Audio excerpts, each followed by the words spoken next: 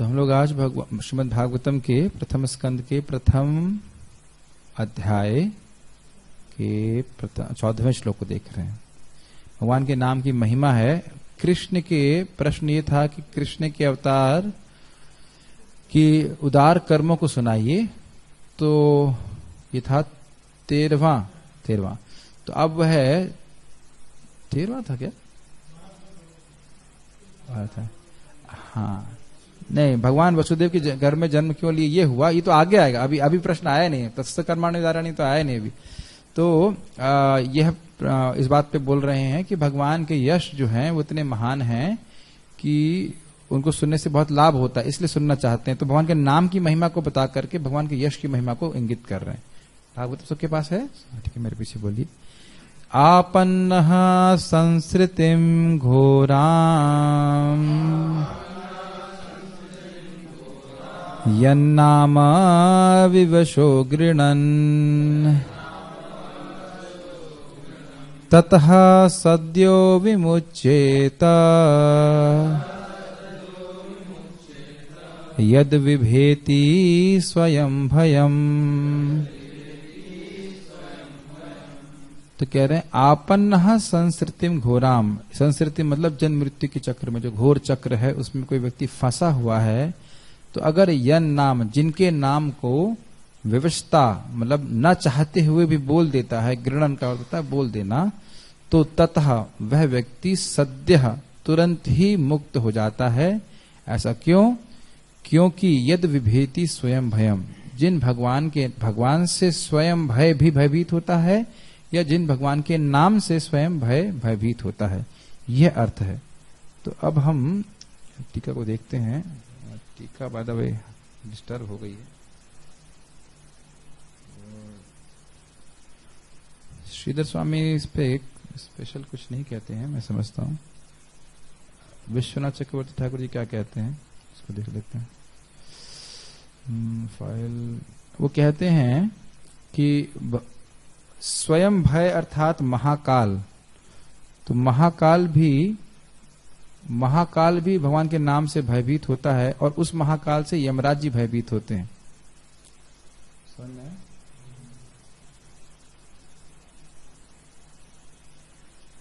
महाकाल जो है, महाप्रलय का समय है, उसमें यमराज इत्यादि जितने भी देवता हैं वह भी नष्ट हो जाते हैं। तो सामान्यतः वो कह रहे हैं स्वयं भयम का अर्थ है महाकाल, और उसके बाद वो कह रहे हैं कि जो लोग इस जगत में फंसे हुए हैं उसका उदाहरण है अजामिल। अजामिल जैसा पापी व्यक्ति भी भगवान का नाम विवशता में, अनजाने में लेकर के भय से मुक्त हो गया। जो यमदूत आए थे उसे मुक्त हो गया था ना। तो ये दिखा रहा है कि भगवान के नाम की इतनी महिमा है कि अनजाने में भी कोई उच्चारण करता है, और भौतिकता में फंसा हुआ, कोई आध्यात्मिक व्यक्ति नहीं, भौतिकता में फंसा हुआ व्यक्ति, भोगों में फंसा हुआ व्यक्ति अगर नामोच्चारण कर देता है तो वह भय से मुक्त हो जाता है। और फिर वो कह रहे हैं कि स्वयं भयम जैसे स्वयं भगवान, तो स्वयं भगवान कृष्ण है, उस तरह स्वयं भय क्या है? महाकाल, जो प्रलय लेके आता है, उससे देवता भी भयभीत होते हैं, यहां तक कि यमराज जी भी भयभीत होते हैं। तो जब महाकाल भी भगवान के नाम से भयभीत होता है, उसका अर्थ क्या है समझ देना चाहिए। जो व्यक्ति भगवान का नाम उच्चारण कर रहा है वह काल के पार हो चला जाता है। जो व्यक्ति भगवान का नाम उच्चारण कर रहा है, भगवान की कथा को पढ़ रहा है, बोल रहा है, जितना समय भगवान के श्रवण कीर्तन में लगाता है, काल भी उसको नहीं खींच सकता। आयुर्हरति वै पुंसाम उद्यन अस्तन चैन नसौ। सूर्य उग रहा है, अस्त हो रहा है, उसके संग सबकी आयु को बराबर से काट रहा है, सिवाय उस व्यक्ति के जो अपना समय भगवान की वार्ता में लगाता है। तो काल भी भक्त का कुछ नहीं कर सकता। दूसरा, आप जानते हो कि हमारे पास जो कुछ भी है, सुंदरता है, बुद्धि है, धन है, वह सब काल के द्वारा खींच ली जाएगी। गीता का कोई श्लोक याद है आपको? कालोस्मी लोक क्षयकृत प्रवृद्धो। काल के रूप में मैं लोगों का क्षय कर रहा हूं। लेकिन आप देखो, जैसे जैसे काल बीत रहा है और भक्त भक्ति कर रहा है, तो क्या प्रभाव हो रहा है? ये डिस्टर्ब हो गया, आप लोग समझ नहीं पाए। जैसे जैसे काल बीत रहा है, भक्ति कर रहे हो, तो आपकी भक्ति बढ़ रही है कि भक्ति का क्षय हो रहा है? समझ में आया? तो काल का जो क्षय करना है, लोक क्षयकृत प्रवृद्धो, पूरे जगत का क्षय कर रहा है लोक, काल के रूप में भगवान क्षय कर रहे हैं। लेकिन वही काल भक्ति का क्षय नहीं कर सकता। अच्छा मान लो भक्ति कर रहा है, भक्ति छोड़ दी तो क्या होगा काल में? क्या कालांतर में उसकी भक्ति नष्ट हो जाएगी? समझ रहे ना? तो यानी कि जो भक्ति किया है वह भी, जो उसके भक्ति का फल है, भक्ति का जो भी इसमें संस्कार है, वह भी काल नष्ट नहीं करता है। तो आप देख सकते हैं कि कहने का अर्थ है भगवान की जो भक्ति में लगे हैं, नाम उच्चारण कर रहे हैं, जप कर रहे हैं, भागवत पढ़ रहे हैं, वह भी काल को, उस पर काल का कोई प्रभाव नहीं होता। मेरी बात समझ में आ रही है? तो काल भी भगवान के नाम से भयभीत होता है। हाँ जी। जैसे काल प्रभावित नहीं करता है जो भक्त होता है, तो उसका मतलब क्या, समय उसका बढ़ जाता है या? उसका अर्थ ये है कि काल के द्वारा उसके जो भक्ति के संस्कार हैं या भक्ति में जो प्रगति है वह कभी नष्ट नहीं की जा सकती। आपने सुना नहीं, नेहा भी क्रम नाशस्ती प्रत्यवाय न, तो प्रत्यवाय है ही नहीं। जो इसीलिए बुद्धिमान व्यक्ति केवल भक्ति के लिए ही प्रयास करता है कि एक बार आपका चालू हो गई भक्ति तो अभी रुक ही नहीं सकती किसी चीज से, और आपकी सबकी चालू हो चुकी है। तो जब तक आपको परफेक्शन नहीं मिल जाएगा आप अब इसी पथ पे रहोगे, पीछे नहीं जा सकते, वहीं रुक जाएंगे और फिर आगे बढ़ेंगे। मान लो सुने है ना, जब भक्ति छोड़ भी देगा तो भी अगले जन्म में फिर उसी स्थान से चालू करेगा। मान लो 50% किया तो अगली बार 51 से चालू करेगा। तो जो बुद्धिमान व्यक्ति है, बात बहुत कई बार सुना होगा, बुद्धिमान व्यक्ति भक्ति में ही इन्वेस्ट करेगा। भाई कोई व्यक्ति वहीं इन्वेस्ट करेगा ना जहां पे उसके रिटर्न मिलने चाहिए, और जहां रिटर्न जीरो मिले वहां क्या मतलब है? तो भौतिकता में या भौतिक वस्तुओं में रिटर्न तो जीरो ही है, कुछ है ही, फायदा ही नहीं है उसका। तो वहां पे इन्वेस्ट करने की बजाय व्यक्ति भगवान की भक्ति में इन्वेस्ट करेगा। शुरुआत में बात समझ में नहीं आती है, लगता है इस जगह पे इन्वेस्ट करना बहुत जरूरी है, बहुत महत्वपूर्ण है, लेकिन समझ में आता है कि धीरे धीरे समझ में आता है कि काल के संग सब कुछ छीन लिया जाएगा, और कभी भी छीन लिया जाता है। मेरे मित्र था, बोला था मैं इसकी सेवा करूंगा उसकी सेवा करूंगा, 2006 में मर गया वो। अब फिर नई कहानी चालू, नया चैप्टर चालू, फिर नया चैप्टर चालू। इस प्रकार से है। विचार नहीं, जो विवेकशील व्यक्ति है वह तो समझेगा कि मैं भगवान की भक्ति में ही इन्वेस्ट करूं अपनी एनर्जी को। ठीक है, समझ में आ रहा है? काल भी भक्ति के प्रभाव को नष्ट नहीं कर सकता है। तो जो है भगवान का नाम उच्चारण करने वाले से काल भी भयभीत होता है, तो फिर यमदूत तो भयभीत होंगे ही। ये कैमुत्य न्याय को थोड़ा समझ लेना चाहिए। कैमुत्य का मतलब क्या होता है? मान लीजिए गंगा जी की धारा में ऊंट डूब जाएगा तो इंसान डूब जाएगा, समझ रहा है?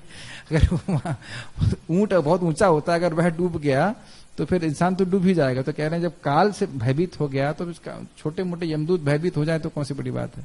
और आगे आपने पढ़ा भी होगा 6ठे स्कंद में कि यमराज कहते हैं देखो भक्तों के पास मत जाना जो नाम उच्चारण करते, उनसे बहुत डरना। एक बात है, मतलब कोई भी किसी तरह से भगवान की सेवा में लगा हुआ है तो उसके पास तुम नहीं जाना। तो उनसे भी, भक्तों से जो है, जो यमदूत है वह भी डरते नहीं। उनके पास, उनको छुएंगे तो भक्त को बचाने वाले भगवान से की हमारे द्वारा हमारी पिटाई हो जाएगी, ये हमको मार दिया जाएगा। ठीक है, तो यमराज भी डरते हैं, और फिर उनके चेलों का तो कहना ही क्या। तो इतना शक्तिशाली है भगवान का नाम उच्चारण करना। कैसी अवस्था में? अवश्य अवस्था में, न चाहते हुए। वह नाम उच्चारण करना चाहता नहीं है, लेकिन जबरदस्ती नाम उच्चारण हो गया। प्रभुपाद जी के तात्पर्य को मैं देखूंगा, 1 मिनट। ऐसा करिए, कोई भक्त प्रभुपाद जी का तात्पर्य पढ़िए तो मैं थोड़ा उस पर कमेंट कर सकता हूँ।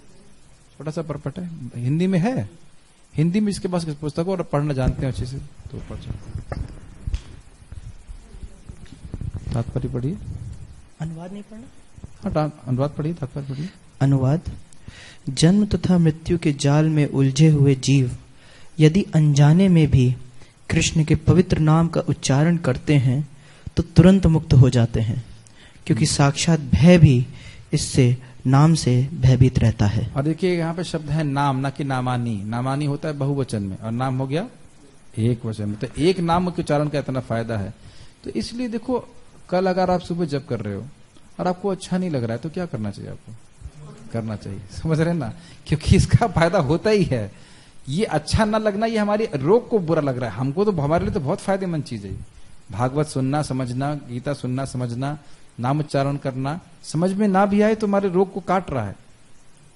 अब आप ये सोचिए, जब अवश्य अवस्था में न चाहते हुए नाम कर रहा है तो फायदा हो रहा है। तो अगर एकाग्रता से करोगे, व्रत बना के करोगे, मैं खाऊंगा नहीं जब तक कि मेरा माला पूरा नहीं होता, तो कितना भगवान आपको पे प्रसन्न होंगे। आप मेरी बात समझ रहे हैं? शास्त्र में कई बार कैमुत्य लेकर के जो है श्रद्धा उत्पन्न की जाती है कि जब ऐसे जो उच्चारण करने वाला है उस पर इतना आशीर्वाद होगा, तो जो व्रत लेके हरि नाम कर रहा है उसको कितना फायदा होगा। ठीक है ना? तात्पर्य। वासुदेव अथवा पूर्ण पुरुषोत्तम भगवान कृष्ण सभी के परम नियंता हैं।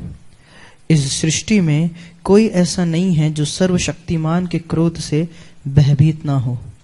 रावण, हिरण्यकशिपु, कंस जैसे विकट असुर तथा ऐसे ही अन्य शक्तिशाली जीव। प्रभुपाद यहाँ पे क्यों बोल रहे हैं असुरों का?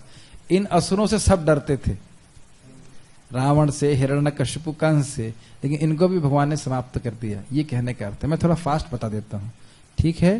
तो प्रभुपाद जी बोल रहे हैं जिस प्रकार से, अभी प्रभुपाद क्यों बोल रहे हैं? प्रभुपाद जी कह रहे हैं कि जिस प्रकार से बड़े बड़े असुरों से, जिनसे सब डरते थे, भगवान ने चुटकी में समाप्त कर दिया, उसी प्रकार से भगवान का नाम भगवान की से ही सारी शक्तियों से युक्त है। इस कारण से जो व्यक्ति भगवान का नाम उच्चारण करता है उससे भय भी भयभीत हो जाता है। समझ में आ गया? मैं थोड़ा फास्ट बता रहा हूं ताकि आप लोग तो तेजी से कर सकें। प्रभुपाद इसी बात को बोल रहे हैं क्योंकि भगवान का नाम भगवान से अभिन्न है। इस कारण से जो व्यक्ति नामोच्चारण करता है वह भय से मुक्त हो जाता है। हाँ, एक और बात प्रभुपाद सुंदर कह रहे हैं कि बड़े से बड़े खतरे में भी व्यक्ति भगवान के नाम का आश्रय ले सकता है। जैसे भगवान का भक्तों को भगवान का आश्रय लिया जाता है, ऐसे भगवान के नाम का आश्रय लिया जाता है। और हमें लगता है कि खतरा बाद में आएगा, ये खतरे में हैं हम लोग। जब मैं बोल रहा हूं कि खतरा आएगा तो सोचेंगे अभी नहीं, अभी जब एक्सीडेंट होगा या कोई बीमारी होगी तब नहीं, हमेशा ही खतरे में कभी भी मर सकता है व्यक्ति। ये जगत खतरा से भरा हुआ है। प्रभुपाद जी बहुत अच्छा बात बोल रहे हैं कि दिव्य नाम भगवान का ऐसा है कि कोई व्यक्ति कैसे भी उच्चारण करे वह जन्म मृत्यु के चक्र से मुक्त हो जाएगा। तो यह क्यों कहा जा रहा है, सारा श्लोक क्यों बोले जा रहे हैं कि भगवान का यश इतना महान है, ये समझाने के लिए। क्यों भगवान के बारे में सुनना चाहते हो? क्योंकि भगवान का नाम इतना महान है कि एक बार अनजाने में नाम उच्चारण कर दिया तो भय से मुक्त हो जाता है। तो फिर अगर हम उनकी कथा सुनेंगे तो हमें कितना लाभ होगा। तो ये कैमित्य नाय को इंगित करते हुए ये श्लोक बोला जा रहा है। ठीक है, ओके, आगे देखते हैं। यद पाद संश्रय, एक मिनट रुकिए।